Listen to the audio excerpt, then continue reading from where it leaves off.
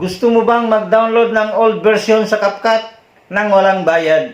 Sa video na ito na i-share ko sa inyo ang mga tips at idea kung paano ang tamang pag-download ng old version sa CapCut para hindi na tayo magbayad ng monthly subscription sa CapCut.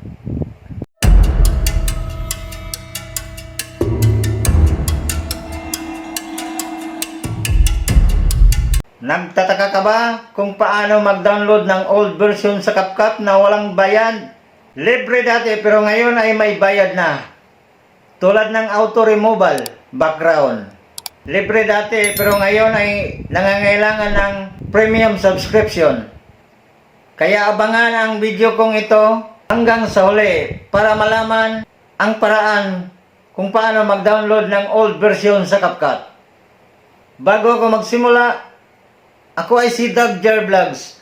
Ang YouTube channel na ito ay nagbabahagi ng mga online tips, tricks, and tutorial. Kaya subscribe na para sa mga bagong content tungkol sa pagtanggal ng ads, viruses, Gmail poll storage, at iba pang tutorial na makikita sa aking playlist. Gumawa ako ng video para i-share ang tamang paraan sa pag-download ng old version sa CapCut. Alam ng lahat, ang CapCut new version ay may bayad. Tulad ng auto removal of background, reduce noise, stabilize, at motion blur. Ang mga yan ay libre dati.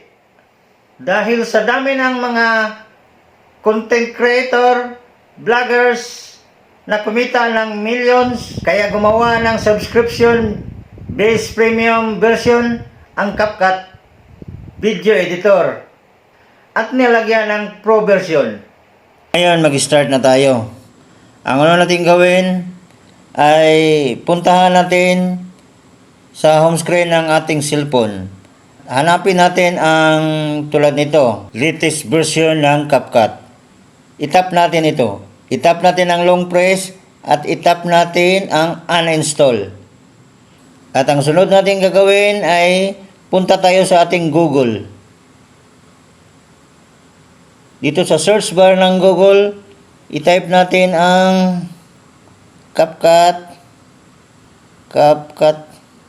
old version. At i-tap natin dito sa baba ang enter. Pagkatapos, hanapin natin ang dito makikita natin ang APK Pure. I-tap natin itong APK Pure. Once na-tap na natin ang APK Pure, scroll tayo pataas. At dito sa baba, makikita natin ang Show More. I-tap natin ang Show More at hanapin natin ang CapCut 11.9.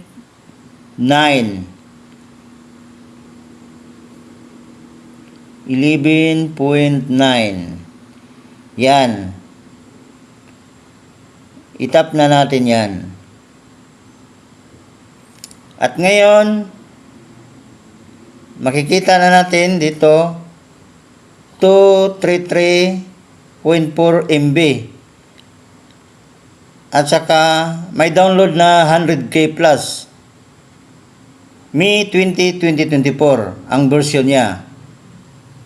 Scroll tayo pataas.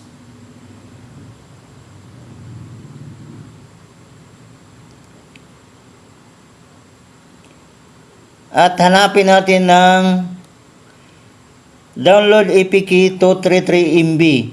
I-tap natin itong arrow na yan. Once na-tap na yung arrow na yan, nakalagay dito download file again. So, nag-download na ako kanina, i-download ulit ngayon. So, i-tap natin ang download again. So, dito mo nakikita ngayon, nag-download na siya. So, antayin natin na makapag-tapos mag-download. So, ngayon, after ma-download, punta tayo sa home screen ng ating cellphone. At itap natin ang file manager. After na-open na yung file manager, hanapin natin yung APKs. Itap natin ito at itap din natin ang CapCut Video Editor APK Pure.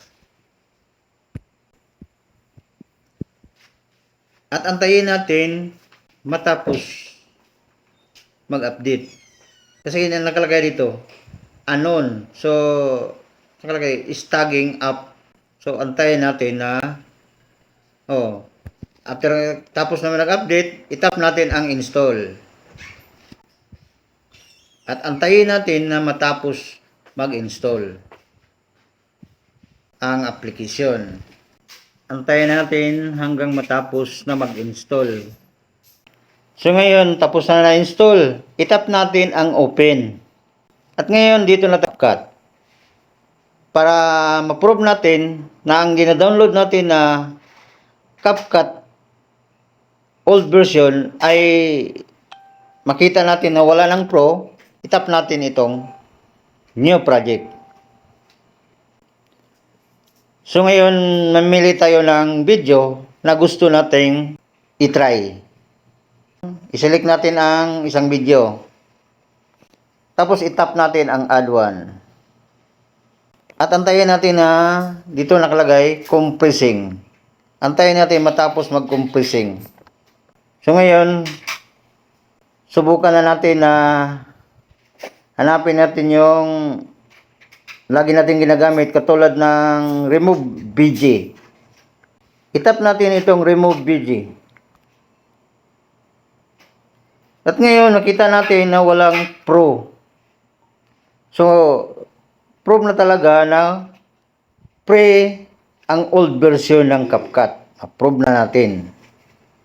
Itap natin itong auto removal.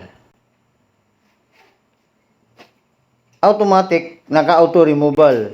At saka itap natin itong stroke. Ganito din, free, walang bayad. So itap din natin itong stroke. So ngayon, okay na. I-back na natin. At hanapin din natin yung maghanap naman tayo ng ibang application na hanapin naman natin ang stabilize. Itap natin ang stabilize. Tingnan nyo, walang Pro. Wala talagang Pro na ang old version. Tapos ko lang natap ang stabilize. Isunod ko naman itong reduce noise. Wala din. Tapos yung motion blur. Itap na natin itong motion blur. Wala din. So, totoo talaga na free ang old version ng CapCut. Kaya, ang sunod natin gagawin ay itap natin ang export. Bago tayo mag-export, tingnan natin. 1080p. Itap na natin itong export para ma-prove na talaga natin na ma-export ang video na to. At antayin natin na matapos mag-download. So ngayon, tapos na yung download.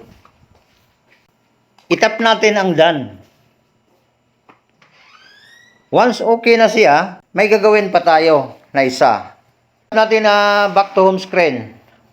At ang sunod natin hanapin ay itap natin ang Play Store. Itap natin ang ating profile. After na tap ng profile, itap natin ang settings. And then, hanapin natin ang network reference. Itap natin ito. Once na tap na ang network reference, itap natin ang auto update. Sa akin, automatic na itong don't auto update apps. Pag sa inyo nakaganyan, ang kailangan nyo lang itap ang don't auto update. Yan, itap niyo ang don't auto update. Reminders lang po sa ating lahat. Ang purpose na nilagay natin sa don't auto update ay para sa ating mga application na hindi mag-auto-update kabilang ang CapCut. Ito ay para hindi magkaroon ng pro features na hindi natin kailangan sa pag-edit ng video. Paalala po na kapag may update ang CapCut, ay i-download uli natin ito. Sana makatulong. Don't forget to like and share para marami ang makakita at matulungan. Salamat! Salamat sa inyong lahat sa panood sa aking video. Kung may mga comments, suggestion, and question, please i-write lang sa comment section para masagot ko kaagad. At huwag kalimutan, i-hit ang subscribe button at bell icon para updated ka lagi sa aking mga bagong upload. Salamat sa oras at pagtingin sa aking video. God bless at all.